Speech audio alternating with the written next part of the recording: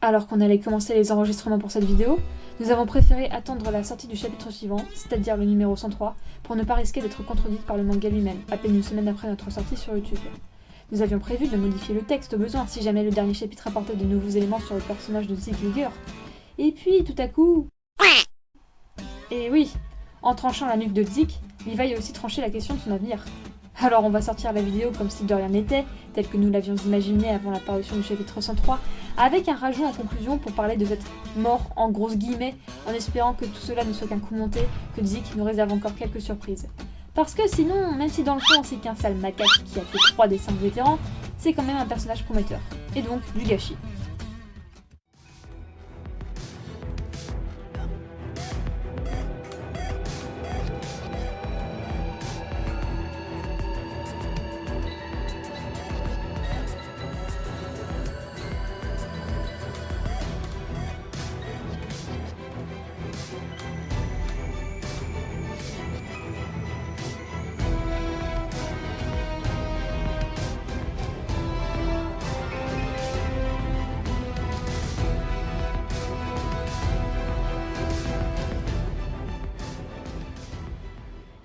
Ici hashtag RN avec l'équipe de la page Facebook L'attaque des Titans France pour reprendre du service après une longue pause et vous proposer une rapide analyse théorie. En attendant beaucoup plus de contenu une fois que nos grosses périodes d'examen ou concours seront passées, comptez plus ou moins mai-juin. Aujourd'hui, on va faire focus sur un personnage énigmatique. À la fois, il est adoré des fans et aussi détesté des fans. J'ai nommé Sig. Sieg. Sek. Zik. Bon.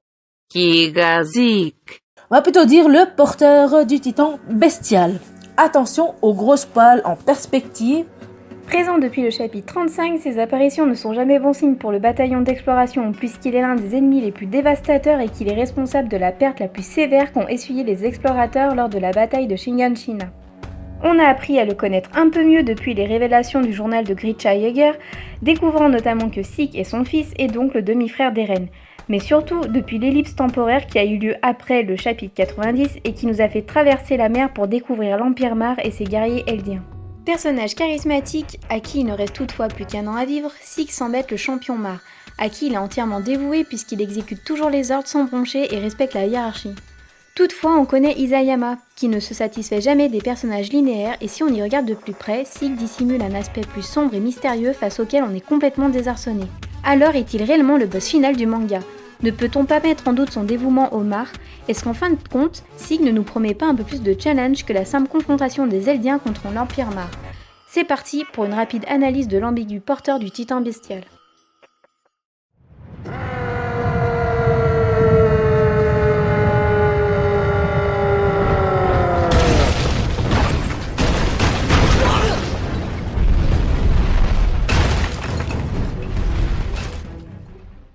Sig, à première vue, c'est le méchant de l'attaque des Titans. Mais genre, le méchant, l'ennemi public numéro 1. Le Dark Vador de l'espace, le Voldemort de Poudlard, le Burns de Springfield, la Cruella des Dalmatiens et Shipper de Dora. Enfin, on a compris l'idée. Quand le Titan bestial apparaît, ça sent vraiment très mauvais. On a les poings qui se serrent, la mâchoire crispée, la sueur dans le dos. Déjà par son design, on peut dire qu'Isayama a mis le paquet. Le Titan classique est déjà assez affreux en soi. On essaiera de vous faire une analyse plus détaillée dans une prochaine vidéo. Mais pour résumer, le Titan, c'est l'humain disproportionné, nu, donc coupé du cadre rassurant de la société. Sans organe génital, donc l'éternel enfant, conduit par sa faim, donc sans aucune once d'intelligence. De plus, alors que les humains sont dessinés dans le style manga, avec les grands yeux et les traits fins, ces monstres, eux, sont représentés dans un style bien plus réaliste, qui achève de créer le malaise. Le titan, c'est l'humain à l'état primitif, c'est pourquoi il est si terrifiant. Toutefois, au chapitre 35, on commence à peu près à s'y habituer. Ça fait 9 tomes qu'on les côtoie. De plus, le bataillon d'exploration sait les combattre. Donc la suprématie des titans n'est pas sans faille. et on arrive même à les dédramatiser grâce aux recherches d'Angie.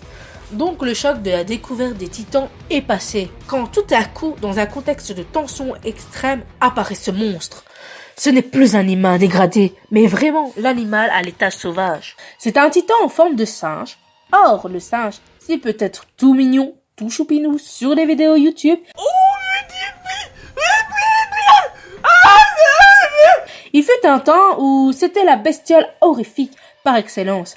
Est-ce que vous avez en tête les singes et gorilles dans les vieux films ?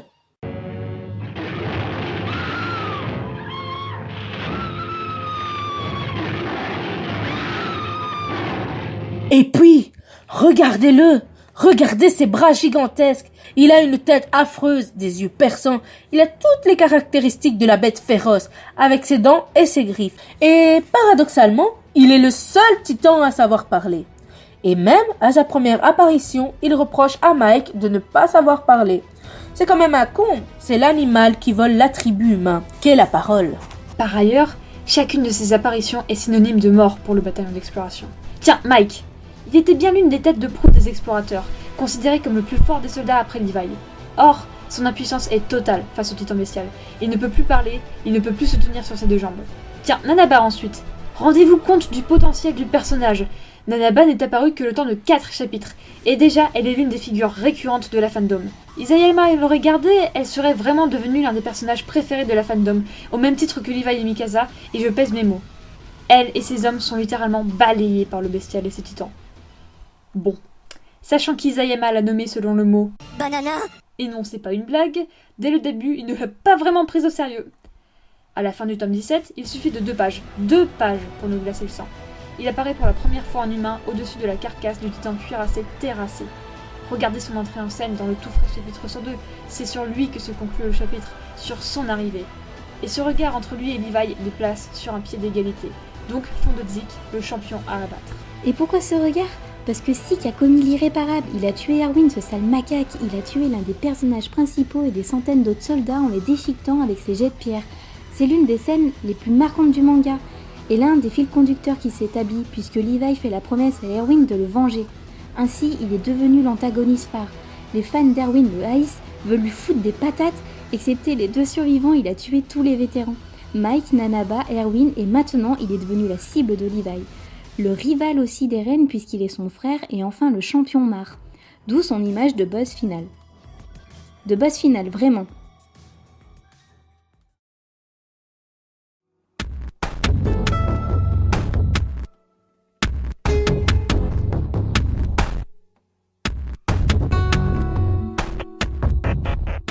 Alors, pourquoi est-ce qu'on dit qu'il est ambigu ? Eh bien parce que des tas d'aspects de Zik restent encore inexpliqués et font de lui davantage un mystère à résoudre qu'un géant à ébranler. Dressons une petite liste rapide. On peut se demander à quoi pouvait servir sa première apparition.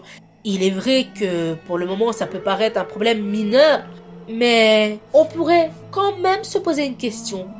Venait-il chercher Renner, Berthold, Annie et Marcel pour leur dire qu'il serait peut-être temps d'accélérer le boulot parce qu'au bout de 4 ans sans donner de nouvelles. Et puis, il y a quand même une bizarrerie dans le déroulement des événements. On nous dit dans le chapitre 93 que les gens qu'il transforme en titan ont au préalable reçu une injection de son liquide spino-cérébral. Alors quoi ? Il est allé tranquillement dans le village de Connie en se faisant passer pour un docteur qui vaccine. Et après, hop, il a transformé tout le monde en titan. Comme ça, pouvoir du titan en action. Pouf ! Remarque, on dit ça sous le ton de la plaisanterie, mais ça ferait quand même une jolie parallèle entre lui, son père et son grand-père. Plus important, le mystère de sa trahison. Pourquoi a-t-il dénoncé ses parents ? Grisha a toujours endoctriné, déterminé son fils qui a grandi en apprenant que les Mars sont les ennemis absolus et qu'il a quasiment la mission d'un prophète, c'est-à-dire celle de libérer le peuple opprimé. Grisha veut quasiment que son fils soit un petit Moïse en puissance. Mais quand je dis déterministe, je veux dire du bourrage de crâne pur et dur. Quelque chose de bien. Regardez, dès qu'il est tout petit, il joue déjà avec une peluche singe. Coïncidence, je ne crois pas. Par ailleurs, vous savez ce que signifie Siegjäger en allemand ? Jäger signifie chasseur et Sieg signifie victoire, grosso modo. Sauf objection des fifous qui ont pris allemand en LV2, il s'appelle chasseur victorieux. Donc, donc, jusque dans son prénom, dans son identité même, il est censé être le grand guide eldien, l'élu.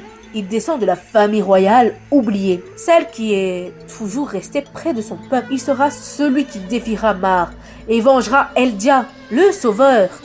Et tout d'un coup, boum, il dénonce son père, sa mère, leurs amis, tout le réseau clandestin, réduisant à néant leurs espoirs et les promettant à la déportation. Mais qu'est-ce qui s'est passé?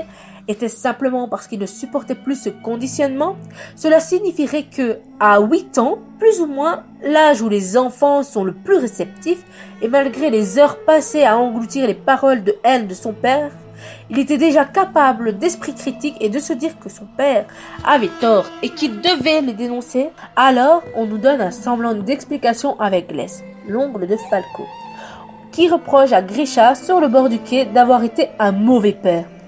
Et alors, on peut voir une répétition assez tragique. Grisha lui-même accusait son propre père de vouloir le conditionner à obéir au Mar. Et il se trouve puni pour avoir voulu faire le même à son propre fils. D'ailleurs, à sa première confrontation avec Eren, c'est ce que Sieg lui dit. Tu es victime du conditionnement de ton père. On sent presque une rancœur dans ces paroles. Mais on a des raisons de croire que Sieg n'est pas aussi simple que ça. Vous allez voir. Est-il si dévoué à la cause Mar? En effet, il n'a jamais avoué que sa mère était de sang royal et ça c'est une trahison terrible. S'il l'avait dit, les Mar auraient eu un outil extraordinaire, ce dont ils ont toujours rêvé, un Eldien royal, qui peut faire plein de choses, transformer les gens en titans par son cri, des titans capables d'agir la nuit, leur donner des ordres, etc. Donc en suivant ce raisonnement, ils auraient pu, en faisant faire des enfants à Sik, avoir une petite ribambelle d'Eldiens royaux sous la main, qui eux-mêmes auraient donné naissance à leur tour à des petits enfants Fritz. Et là, les Mar seraient vraiment très très dangereux. Et même, imaginez Sik aurait toutes les femmes à ses pieds parce qu'il y aurait plein de folles furieuses à la mode Karina Brown qui voudraient donner naissance à un petit guerrier, donc pour Sik ce serait quasiment tout bénef. C'est dégueulasse à dire mais c'est pourtant le cas. Mais non, Sik n'a rien dit et ce secret c'est une trahison envers les Mar, une trahison impardonnable. Et si jamais ses officiers l'apprenaient, Sik serait dans une position délicate.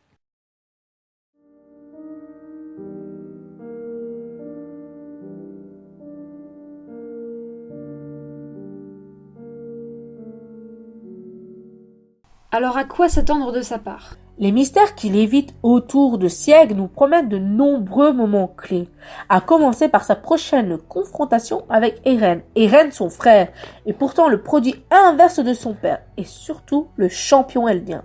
Lorsqu'ils se sont rencontrés dans le chapitre 83, Sieg a parlé du conditionnement dont son frère a été victime. Est-ce de la rancœur envers Grisha? Cela veut-il dire qu'il éprouve un tant soit peu de la compassion envers Eren? Et qu'est-ce que cette prochaine confrontation nous révélera de Sieg? Sera-t-il vraiment l'enfant mal aimé qu'on soupçonne depuis qu'il a dénoncé ses parents? Mais au-delà de ses traits personnels, il est à parier que Sik prépare quelque chose d'autre. Il est toujours à part vis-à-vis des autres titans shifters. Déjà, il nous tourne le dos sur la couverture du tome 23. Allons, un peu de sérieux, monsieur ne va quand même pas regarder dans la même direction que les autres, si. Au chapitre 95, c'est lui qui réunit tout le monde, qui explique ce qui va se préparer avec la famille Tibère. Il a un rôle fédérateur, il sait, explique et on l'écoute. De plus, souvenez-vous, il sait qu'ils sont tous écoutés et prévient Reiner pour qu'il soit très prudent dans le choix de leurs propos. Au chapitre 97, non mais regardez-le, il est pépère au téléphone à préparer un sale coup, ce fourbe. Au chapitre 98, à l'hôpital, Eren a un gant de baseball, sport favori de Sik. Erwin peut en témoigner. Coïncidence, je ne crois pas. Quand Falco demande à Reiner de le suivre, Sik lui dit qu'il a le temps. Il aurait pu carrément lui dire « Fonce mon petit, envole-toi, sois libre, fais-toi plaisir et cours dans le piège machiavélique que te tend mon frérot ». Au chapitre 99, il n'est pas envoyé dans le même piège que Porco et Pic, isolés volontairement par le mystérieux soldat qui les éloigne du futur camp de bataille. Clairement, il se tient toujours à part, il ne fait rien comme les autres et étrangement tout ce qu'il fait arrange sacrément de la tête brûlée. Alors, vous allez me dire, oui, bon, d'accord, il est louche, mais à quoi ça nous avance si on ignore ce qu'il prépare? Ah, encore une vidéo théorie pourrie faite par des amateurs. Ça m'énerve, je me suis encore fait avoir par la miniature. Non mais, vous allez comprendre. Que se passe-t-il dans les chapitres 91 à 99? Quel est l'enjeu de ces chapitres? De quoi parlent pratiquement tous les personnages? Après l'ellipse de 4 ans et le premier chapitre dans lequel on est largué de l'autre côté de la mer sans rien comprendre, d'un côté nous découvrons les lois implacables de ce monde et l'enfer dans lequel elles ont jeté Reiner. C'est là qu'Isayama nous explique vraiment comment fonctionne le porteur du titan cuirassé. Parce que, je sais pas vous, mais auparavant, quand on avait juste cette histoire à 2 balles de schizophrénie, j'étais un peu comme une complotiste face à une version officielle. On me la fait pas à moi, j'y crois pas une seconde, je suis pas un mouton moi, hein. Cette histoire de schizophrénie, bah en fait c'est juste pour pas faire un méchant bête et méchant, mais moi je suis pas bête hein, et je vois bien que ça marche pas, hein. Réveillez-vous hein, parce que nous sachons hein. Là, avec les nouveaux chapitres, on a découvert un pauvre garçon complètement perdu, mais enfin bref, encore une superbe démonstration du hors-sujet. Si ça vous intéresse, allez voir notre vidéo théorie sur Rainer. Pour l'instant, c'est celle qui tient encore le mieux la route. Enfin, pour l'analyse des personnages, hein, parce qu'en revanche, Eren a encore fait le con, et Rainer, si ça se trouve, il va rester pétrifié en mode Bouddha. Mais de l'autre côté, nous sommes confrontés au cours de ces chapitres au grand inconnu qu'est l'avenir eldien. Il s'agit de l'un des sujets récurrents des chapitres 93 à 98. Maintenant que la technologie a dépassé les titans, les Eldiens ne sont plus nécessaires aux mares, et rien ne légitime qu'on les garde en vie.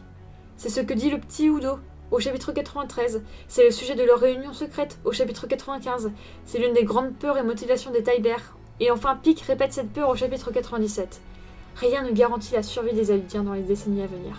Ils sont en sursis tant que les titans résistent encore aux armes ennemies. Or, on a bien vu, dès la réapparition de Rainer, que même le titan cuirassé tombe sous les obus adverses. Est-ce que du coup on ne pourrait pas imaginer un Zeke qui joue le double jeu des mares dans le but d'obtenir le titan originel, mais pour en fin de compte sauver les Eldiens continentaux? Est-ce que finalement, Zeke ne poursuit pas le but ultime pour lequel son père l'a conditionné? Zeke servirait donc un troisième camp, ni derrière les mares, ni derrière Eren, mais protecteur des Eldiens asservis par Mar? Mais enfin, pour savoir ça... Finalement, quel serait l'intérêt d'un complot de la part de Zeke? Eh bien, ça serait totalement cohérent avec ce que cherche visiblement à illustrer Isayama. Je m'explique. Avant la première apparition du titan colossal, le monde se divise en deux camps séparés par le mur Maria, les titans d'un côté et les humains de l'autre. Au fur et à mesure que l'intrigue avance, l'auteur déconstruit peu à peu cette vision manichéenne de l'univers. On a des ennemis au sein des murs qui ne sont pas forcément ennemis de l'humanité pour autant, jusqu'à la révélation de la cape des Jaegers et l'ellipse qui s'ensuit. À présent, les titans sont devenus des instruments d'une géopolitique complexe qui fourmille de facteurs différents aux conséquences multiples. Vous comprenez, on sort pas du face-à-face binaire parce qu'un troisième camp surgit, pas comme l'armée jaune qui s'ajoute au combat entre la rouge et la bleue. On se rapproche plutôt d'un schéma de plusieurs destins indépendants avec des buts propres. Destins qui s'entrecroisent, qui s'allient, se combattent, se servent les uns les autres, se sauvent ou se détruisent mutuellement. Tout ça volontairement ou non. On pourrait presque comparer la nouvelle orientation de l'attaque des titans avec les schémas narratifs du Trône de Fer, parce que c'est l'un des exemples similaires les plus connus, et surtout parce qu'Isayama lui-même adore la série. Alors comment fonctionne le monde de Westeros? Grosso modo, durant les premières saisons, c'est les Lannister au sud et les Stark au nord. Mais ce serait une grossière insulte que de résumer l'intrigue à cette opposition nord-sud, puisque ce serait oublier les Targaryens, les Tyrell, les Baratheons, les Tully, les Frey, les Fernet de Yara et ceux de Ron Greyjoy, les Bolton, Dorne, la Fraternité, la Garde de Nuit, les Sauvageons, la Religion des Sept, celle du Maître de la Lumière, les Anciens Dieux et les Nouveaux, la Citadelle, les Sans-Visage, les Fils de la Harpie, les Dothraki, les Marcheurs Blancs et surtout ce serait oublier un personnage clé de la série, un petit malin qui slalome et fait son bout de chemin de manière particulièrement habile entre tous ces groupes différents, Littlefinger. Littlefinger, c'est le fourbe par excellence. Le comploteur opportuniste. Personne ne sait jamais où il va frapper, jusqu'à ce que ça fasse mal. Littlefinger n'agit pour aucun des clans dominants, mais les manipule et les amène exactement là où il le souhaite. C'est lui qui déclenche la guerre entre les Lannister et les Stark. C'est lui qui assassine Joffrey, et c'est lui qui sauve Jon Snow et les Sauvageons de Ramsay Bolton. Parfois c'est des raps, parfois la femme qu'il aime meurt dans la guerre qu'il a lui-même déclenchée, et parfois deux sœurs sont un peu trop malines pour lui. Ou alors ce sont les scénaristes qui ne savaient plus trop quoi en faire, mais ça c'est une autre histoire. Cependant, son attitude traduit bien l'instabilité de la situation, et l'impossibilité de maîtriser le réel, bien trop étendue pour qu'on puisse en contrôler tous les facteurs.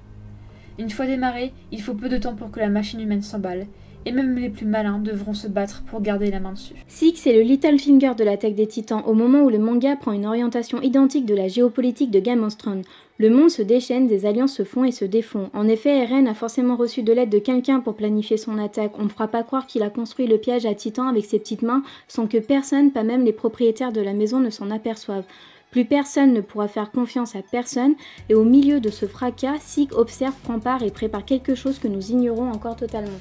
Peut-être a-t-il fait alliance avec son demi-frère, peut-être que son objectif reste inchangé depuis son enfance, à savoir récupérer le titan originel pour sauver les Eldiens, et peut-être qu'il a dénoncé ses parents pour aller jusqu'au bout de la logique du rôle qu'il joue auprès des mares. Si Eren a besoin d'un contact avec quelqu'un de sang royal pour maîtriser le titan originel, peut-être que lui et son demi-frère vont former l'équipe de choc. En fin de compte, il est pour l'instant impossible de déterminer ses vrais plans, mais tout l'intérêt du personnage qui se trouve dans cette instabilité qui le caractérise et qui illustre parfaitement l'inconstance du genre humain qu'Isayama a choisi de mettre en scène dans le nouveau chapitre dans lequel la série de l'attaque des titans vient d'entrer. À présent, pour conclure cette vidéo, une question. Zeke est-il vraiment mort? Si oui, toute cette vidéo aura été d'une absurdité parfaite. Mais un élément nous porte à croire le contraire. Le temps. J'aime quand c'est mystérieux comme ça. Rappelez-vous, 3 petits indices au milieu de tout ce fatras dans le tout frais chapitre 103. La première réplique de Stig adressée à Levi. Qu'on pourrait traduire en français par « Il ne nous reste plus beaucoup de temps, le temps nous file entre les doigts, on perd notre temps ». Alors cela pourrait sembler anodin. Si, deuxième indice, au même moment, Levi ne tenait pas une montre. Cette réplique de Zeke ne serait-elle pas un message codé sous couvert d'une provocation? Peut-être est-ce juste une coïncidence, mais on est dans une fiction, et en fiction... Vous n'avez plus le droit de croire aux coïncidences. Et surtout, quelques cases plus loin, j'en fais à nouveau référence au temps. 3 fois en un chapitre, ma foi, ça commence à faire vraiment beaucoup. D'autant qu'on ignore comment Zeke a su que Levi était un Ackerman. Et bah oui, rappelez-vous, Levi il a découvert après la fuite de Reiner et Bertolt. Et c'est pas Mikasa qui s'est tapé la discute avec Bertolt pendant la bataille de Shinganshina. Bah pendant que vous étiez en train de réfléchir à la meilleure façon de tous nous exterminer, bah, j'ai appris que Levi était mon grand cousin. Non mais quelle blague quoi. Grand cousin, mais c'est horrible, parce que ça veut dire que ce sera lui qui me conduira à l'hôtel à mon mariage avec Eren. Non mais quelle honte. Même Eren le regardera plus que moi, alors qu'il a pas arrêté de cogner Eren. Mais qu'est-ce qu'Eren peut bien lui trouver à ce nabo? Et puis avec mes talons hauts, on aura l'impression que c'est un homme jardin. Il va faire tâche, ce maniaque. Il va gâcher la plus belle journée de ma vie. Je ne lui pardonnerai jamais. Mais de quel droit, enfin, il porte mon nom de famille? Et on a d'autant plus de raisons de soupçonner un complot qu'on ne sait toujours pas à quoi servent les lumières que Sasha et Connie ont disposées autour du champ de bataille.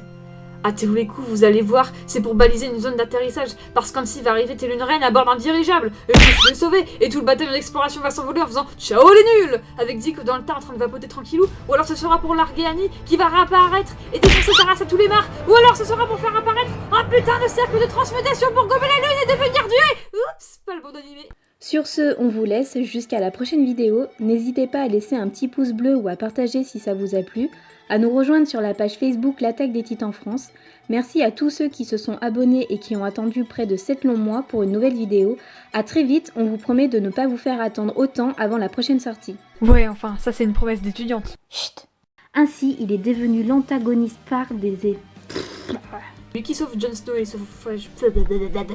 Peut-être tout mignon, tout choupinou sur les vidéos. Les fans d'Erwin le haïssent, veulent lui foutre des patates, excepté les 2 filles... Encore une vidéo tout... Après une longue... Isolés volontairement par le mystérieux soldat qui les oie... Putain! Qui ressemble au passage furieusement à elle de Death Note, hein? Janko, t'abuses! Bonjour tout le monde, ici hashtag... Merde, j'ai oublié. Alors, est-il réellement le boss final du manga? Ne peut pas... Non... Le Joker de Gothman, le Voldemort de l'espace. Isolés volontairement par le mystérieux soldat qui les éloigne. Putain. Ça me saoule.